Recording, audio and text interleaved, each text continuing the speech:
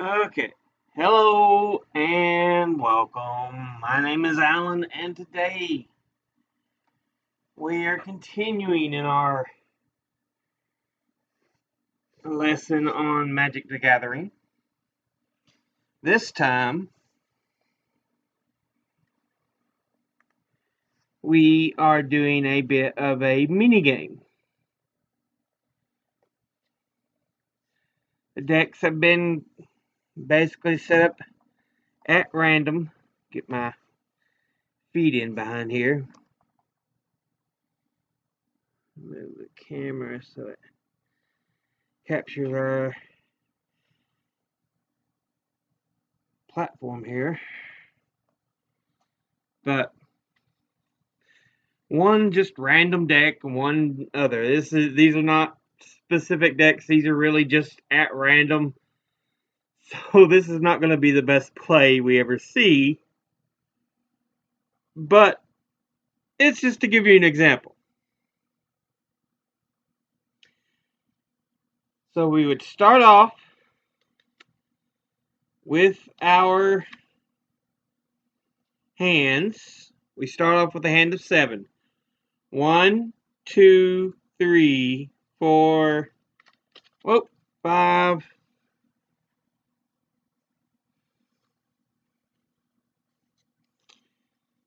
6, and 7. Now I'm going to go ahead and place down my hand so you can see what we have here.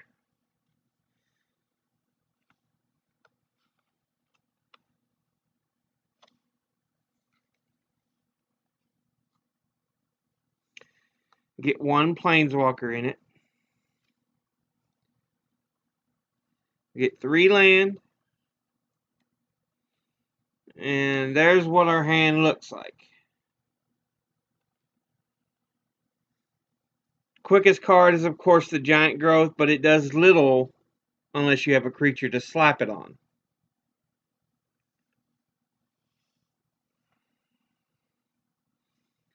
So, let's say, alright, I'm going to keep that hand. 7 cards. That's my hand. Normally you wouldn't reveal it like this, but I want you to see kind of what's the hands are. So, and usually it'd be even better to have card protectors, because dual-sided like that gives your card away what they are.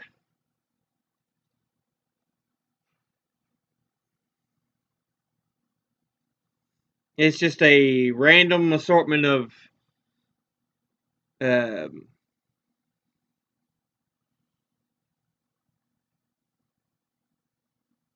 sets and everything, and so everything's at random. So 1, 2, 3, 4, 5, 6, and 7. We got 7 cards here. We got Breaker of Armies, Creeping Tar Pits, a Sage Owl, Destroy the Evidence, Rakdos Guildgate, and a couple of Traumatize. So that's an interesting hand. Not optimal, because it is only 5 land to 2, or 2 land to 5 regular cards, but I wanted to give you an example of what we've got. So let's just see the cards and everything.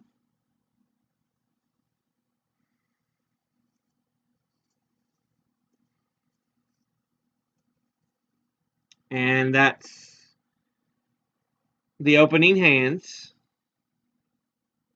Again, you wouldn't normally see what they are, but I just wanted you to see an example.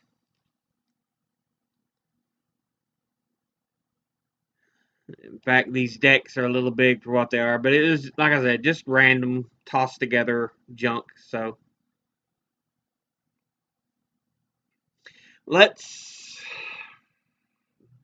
here's one way we used to do see who goes first instead of rolling a dice. Pick up in the middle of the deck and see who's got the higher casting cost. That's a land, so let's go. Ooh, 6 and 4. So they would go first. So since they go first, they would be unable to draw. That's one drawback of going first. You get to make your first move, but you don't get to draw a card right off the deck. So untap, upkeep, nothing to do on those phases. They don't draw, so let's do their first play is a Creeping Tar Pit. Not bad. And they come into the battlefield tapped. So nothing else they can do at the moment. Ends their turn. It's my turn. Now, where I went second, I get a draw. Untap, upkeep, draw. Vampire Nighthawk.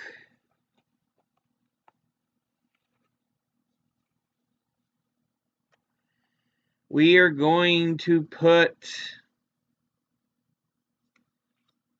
Glacial Forest or Glacial Fortress into play. It enters the battlefield tapped unless I control plains or island. I control neither, so it enters the play tapped.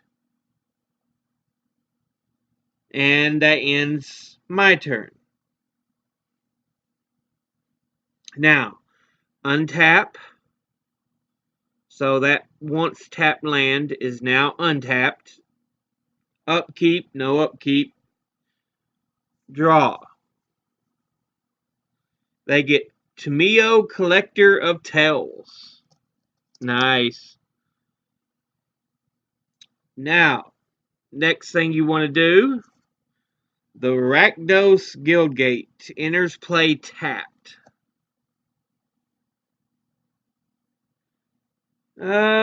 Nothing else they can really do at the moment.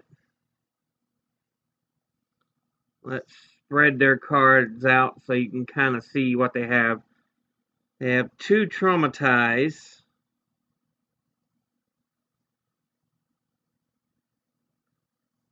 And then these other 4 in their hand.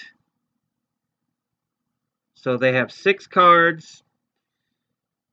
No use of anything else. Nothing really else to cast. So their turn is done.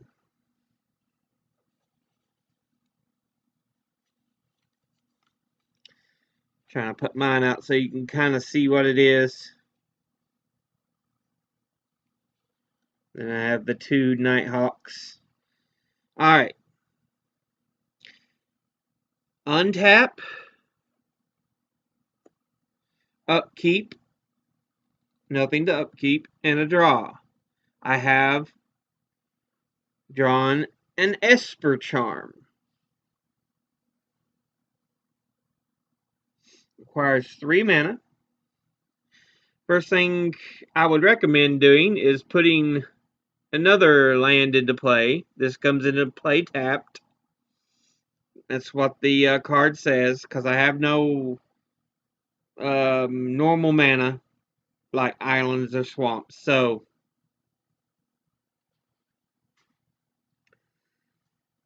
and that's what we're looking at. I have really nothing else I can cast at the moment. 4 mana, 1 mana, 5 mana, 3 mana, 3 mana. So at the moment, I'm pretty much done.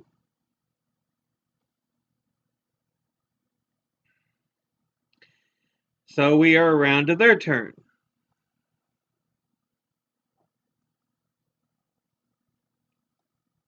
That untap, upkeep, we draw. It's Liliana's Indignation. It is a sorcery, and we can put the top X cards of their library into their graveyard, and then target player loses 2 life for each creature put into the graveyard this way. Technically, I could play it, but it would only be 1 card we put into the graveyard, and the chance of having a creature, not high. So we will leave that in our hand. But now that we have 2 untapped mana, we have 1 mana and then the blue mana. This brings out the Sage Owl. It has flying, and when it comes into play, look at the top 4 cards of the library and then put them back in any order. So we get a look at 1, 2, 3, and 4. Spun that around there. There we go. So we want more mana. That's a necessity at the moment because we are right now running a bit low. So let's do a mana and then another creature. Then the mana and the channeler, where it's so expensive, we put at the bottom of that stack. And so now we know what our next 4 cards are going to be. Your opponent doesn't, because it's only for that player to see. So he can't attack with the Sage Owl because it comes in, it has what's called summoning sickness. So he's now got a blocker. And next turn, he's got an attacker. It has flying. So it's a very, very good card to start off with. They're done with their turn. So it comes into my turn.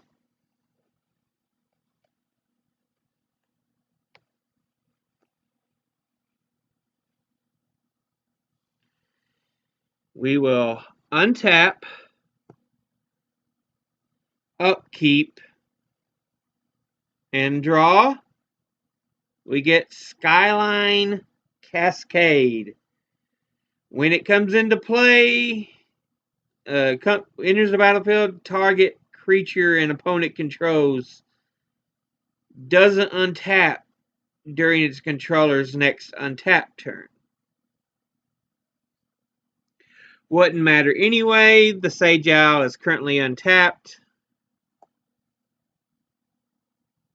So we bring in Skyline Cascade. We have 3 mana really, that of different colors, but we can only use 2 of them. So we still can't use the Esper Charm.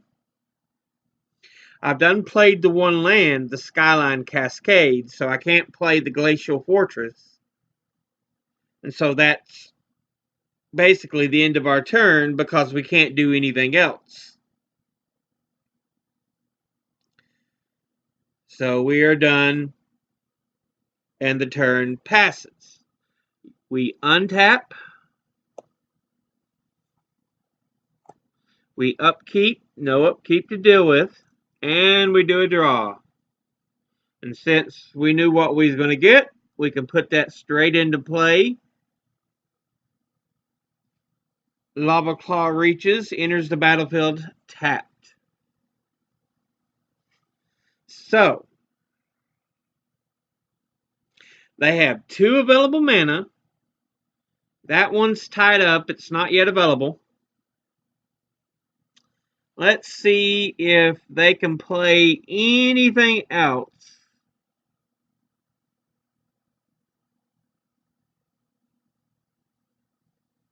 We could do indignation. It doesn't help a whole lot.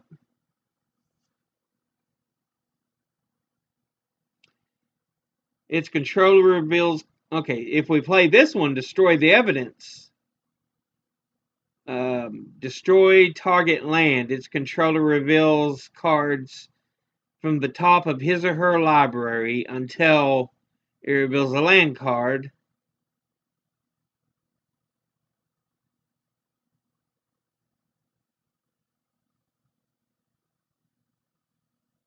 And then puts those cards into his or her graveyard. So, I still don't have the mana. This is 4 of any color and then 1 black. And yeah, so that looks like all we're going to be able to do as far as casting.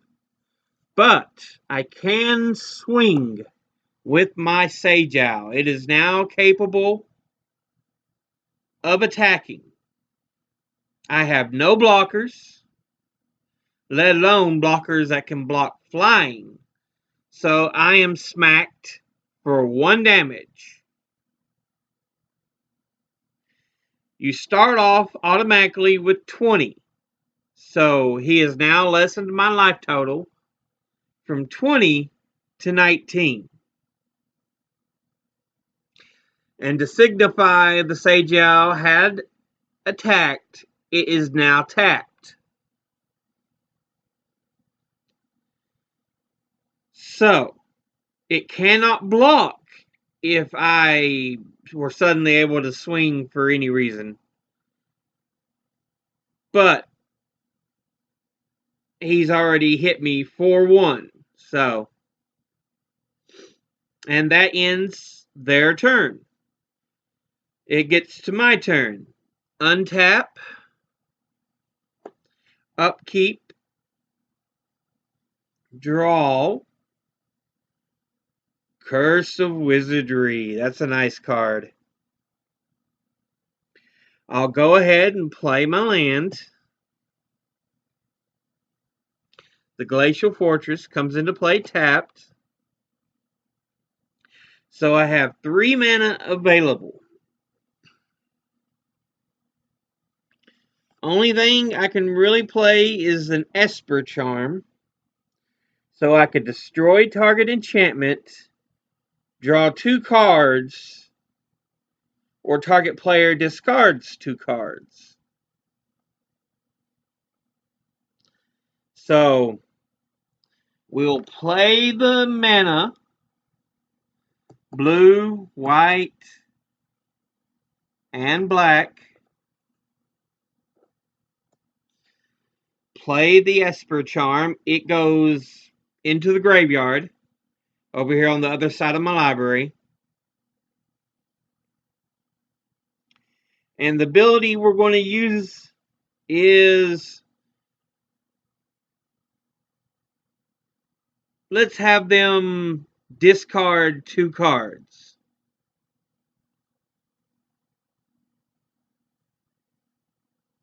So, now you don't get to choose.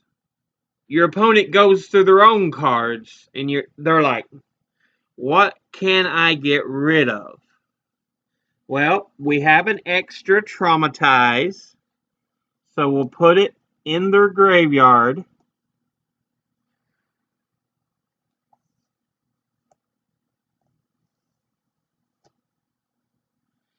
And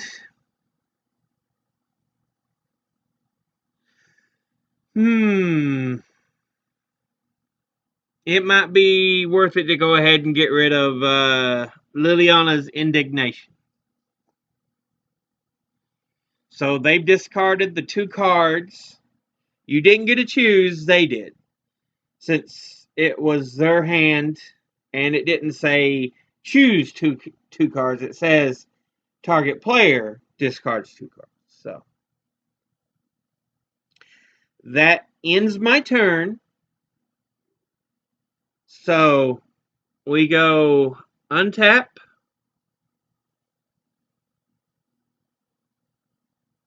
upkeep, and a draw. And we get the Indulgent Aristocrat. They are a 1/1. It goes into our hand. Now, we're starting to see some options pop up here. So let's tap our Lava Claw Reaches for 1 black mana and introduce the Indulgent Aristocrat for the 1 black. They're into play. They can't attack yet, though, because they do have Summoning Sickness. But, again, I still have no creatures to attack with. So, once again, swing with the Owl. 1 damage. So, it suddenly goes 20. They have 20 life, and my 19 goes down 1 more to 18. And there is such a thing as life die, which I do have several. I just didn't get them out for this. Alright. That will end their turn and bring it to my turn. So we untap, if I can get a hold of the cards. Untap.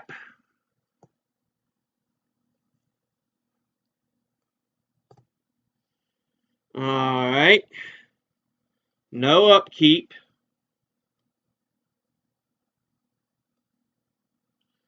We do a draw. Get another Curse of Wizardry. Wonderful little card. I just don't have 2 black mana to use it with.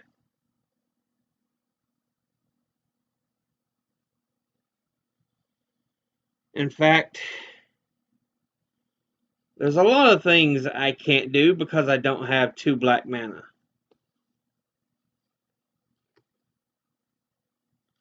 Let's try to get all these on this side so you can see what I have here. This is a small little space to kind of show how to do this, but anyway, since I have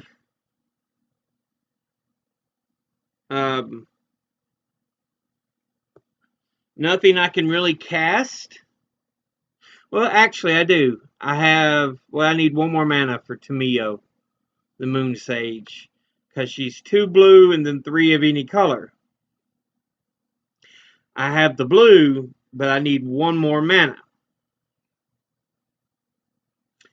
And with that, it passes over. To them, we do an untap, do an upkeep, and a draw. We get another land. That comes into play tapped.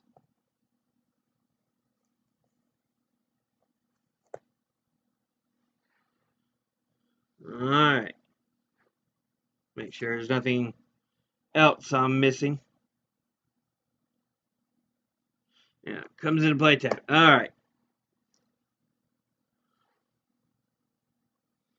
Now, things are starting to look interesting.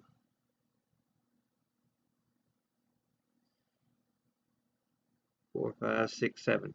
And I've got 7 cards in my hand here, so I have to play something next turn. I have no land, or they have nothing really they can cast.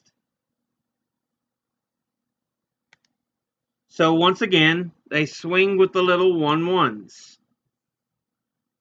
This time, they do 2 damage. 1 from them, 1 for them. So I go from 18 to 16. Plus, this has an ability called Lifelink. So when it hits and deals 1 damage, that means the owner gains a life. So they go from 20 to 21. So suddenly it is now 21 to 16. These cards are now tapped. They can't do anything else, and the turn passes back. Untap, nothing untap, upkeep, and draw. We get Magosi the Water Bell. It enters the battlefield tapped.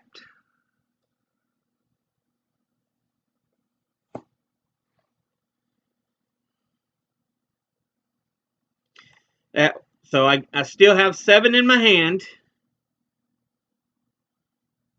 but I can't really play anything. Now, when you build your own deck, you will build them a lot better. The decks will have a lot more synergy and will work much better. But like I said, this is just at random to show all these different things. So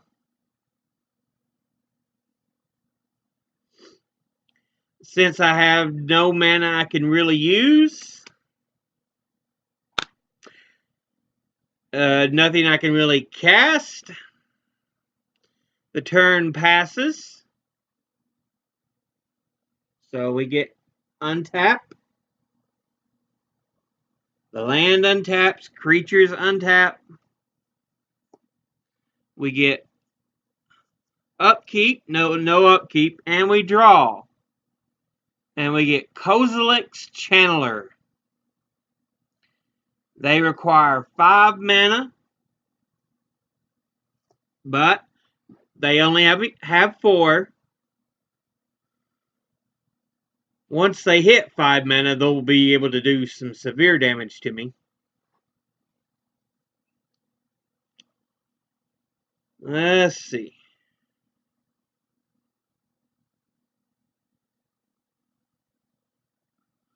I was wanting to use transform the man lands to see if I can show you their abilities here, because these are special lands from the Zendikar set.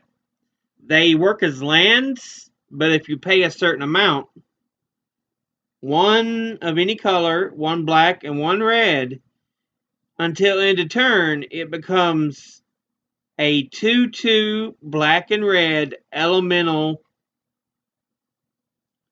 creature with X. This creature gets +X/+O until end of turn.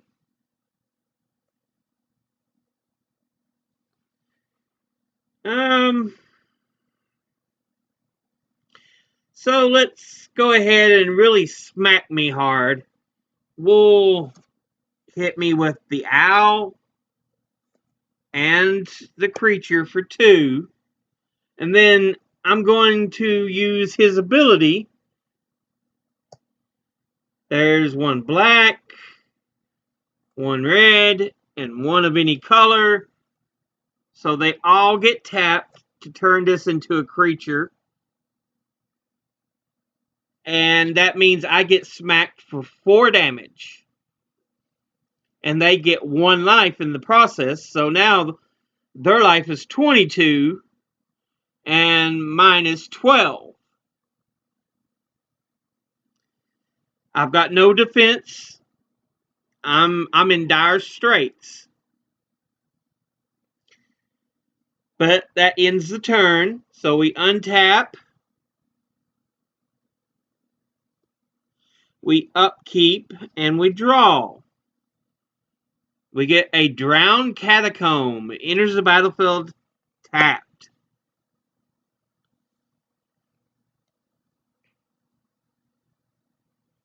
So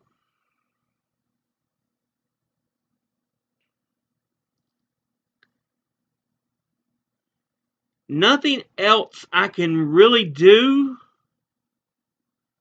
except bring out Tamio. She comes into play, and the mana spent to bring her into play is tapped.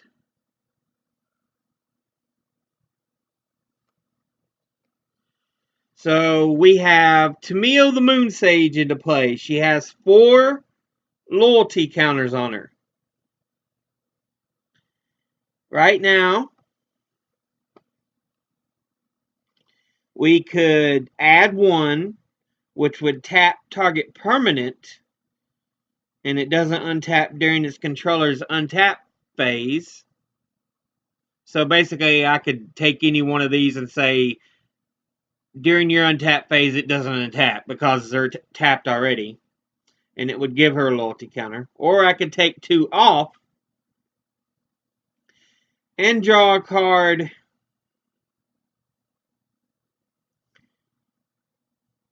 for each tap creature target player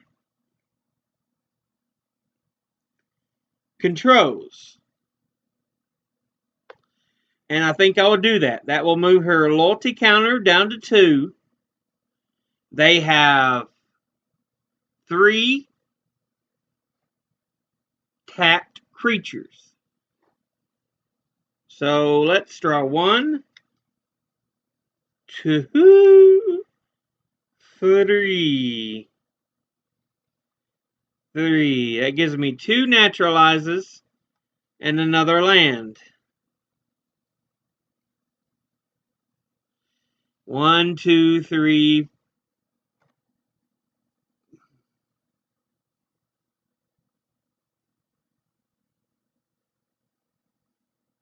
So we got 1, 2, 3, 4, 5, 6, 7, 8, 9. So we've got to get rid of 2 cards. I've got no real green mana. We'll discard the 2 naturalize and keep the land in my hand since I've already played the 1. And so now we can start doing a little bit. And the turn passes to them. They untap.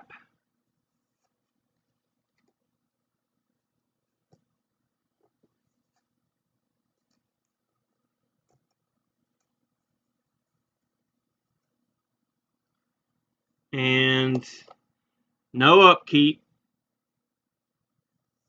And they draw a card, which they get Rabid Bite.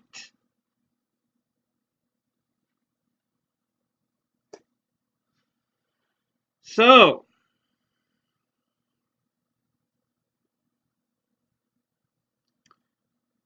now the question becomes, what do we do? There's only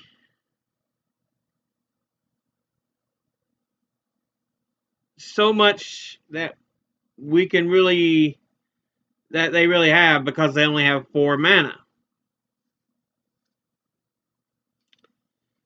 Now, the possibilities, there's a number of them.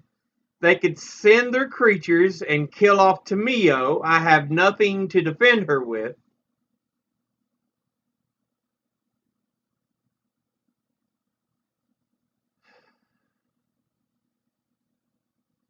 So,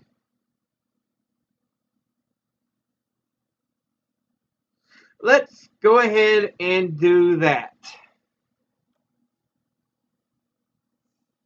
Both creatures attack. And they attack Tamio. I have nothing to defend her with.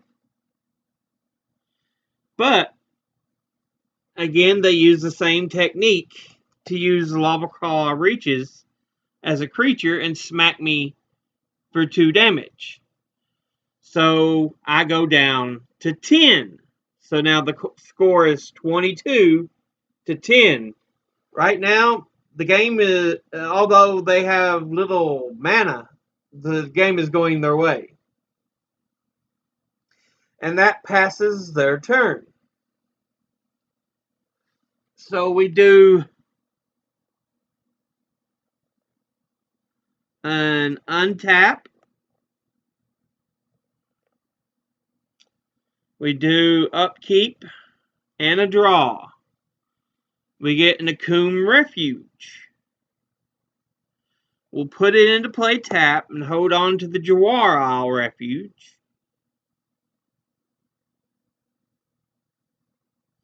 And with that,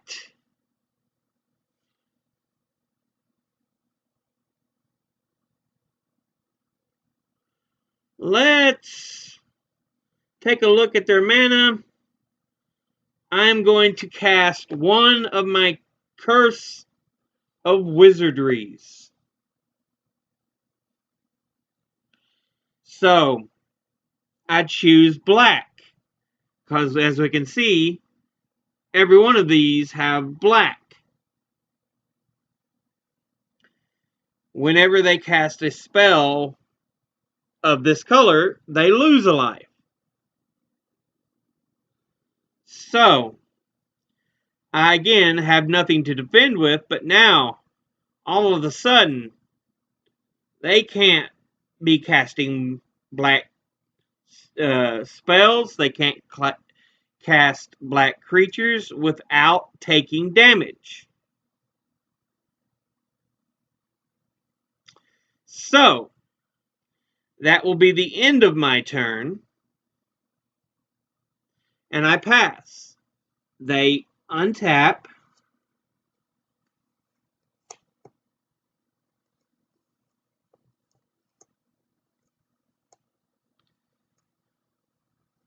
Upkeep and a draw.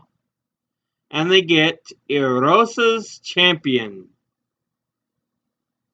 Put that into their hand.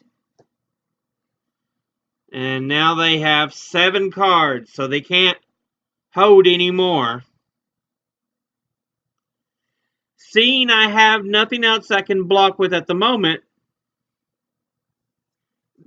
and they have nothing they can really cast, they swing with their creatures, transform the Lava Claw once again into a 2/2. So that hits me for 4, gives them a life, so it is now 23-6. And they pass their turn. We untap, upkeep, and we do a draw.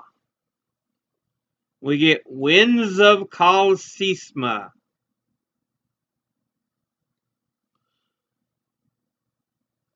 I'll go ahead and play the Jwar Isle Refuge.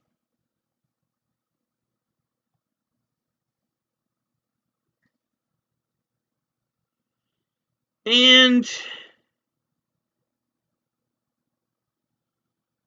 now, the question becomes, what do I have?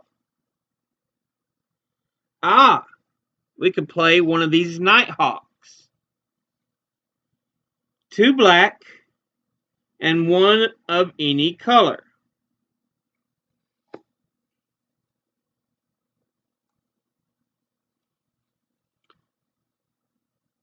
So, 2 black mana, 1 of any color.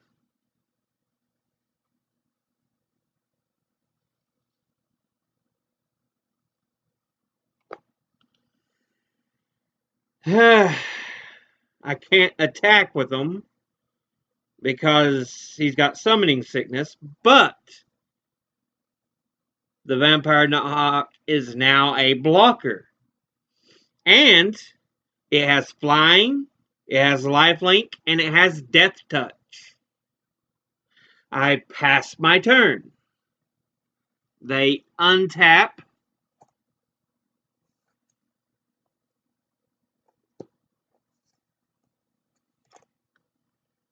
Upkeep, nothing, and a draw. So they put in the card they just drew, which is a land, the Simic Growth Chamber.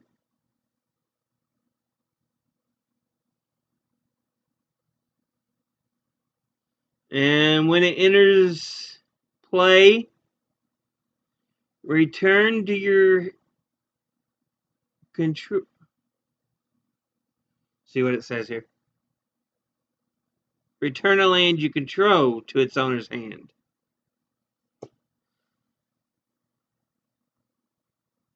So we'll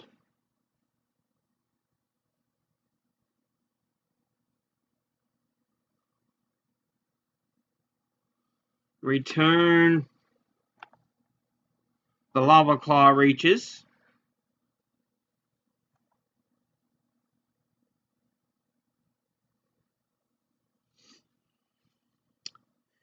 And 1, 2, 3, 4, 5, 6, 7.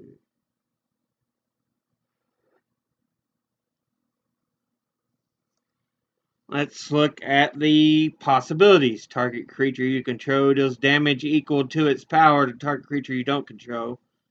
So that wouldn't help. All I've got is 1/1s.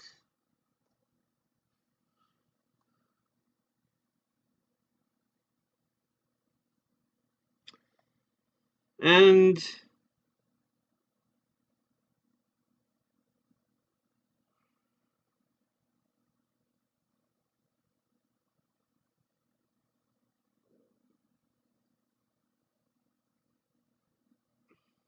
they have 2 creatures, so they have the overall numbers. But they know if they attack, it'll die to the Nighthawk. Because the Nighthawk is bigger. All they've got is 1/1s. The Nighthawk is a 2/3. And it can block flyers. But with the overall numbers, you can swing and still do damage. The Nighthawk is chosen to block, and it will block the Indulgent Aristocrat. Now it gains a life for them, 23, but the Nighthawk's also got lifelink, and it gives me 2 life, so it is now 23-8. But they do 1 damage to me with the Sage Owl, so 23-7.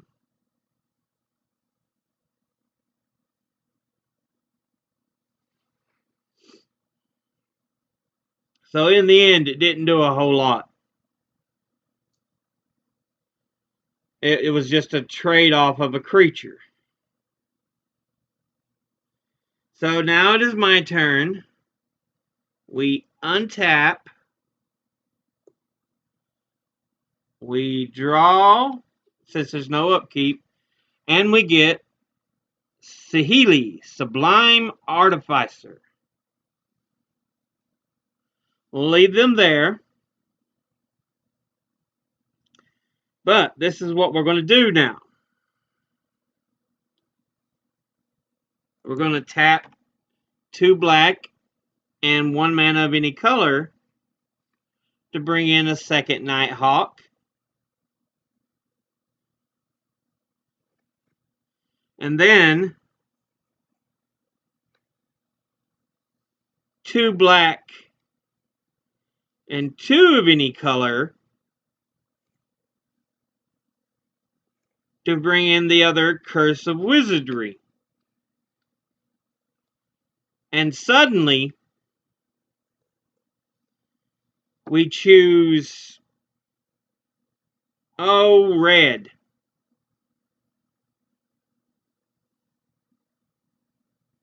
Now let's choose blue. We see the Creeping Tar Pit and the Simic Growth Chamber. So yeah, black, and blue. Those are the colors we're saying, nope, we're not allowing. If you cast those, you take a life.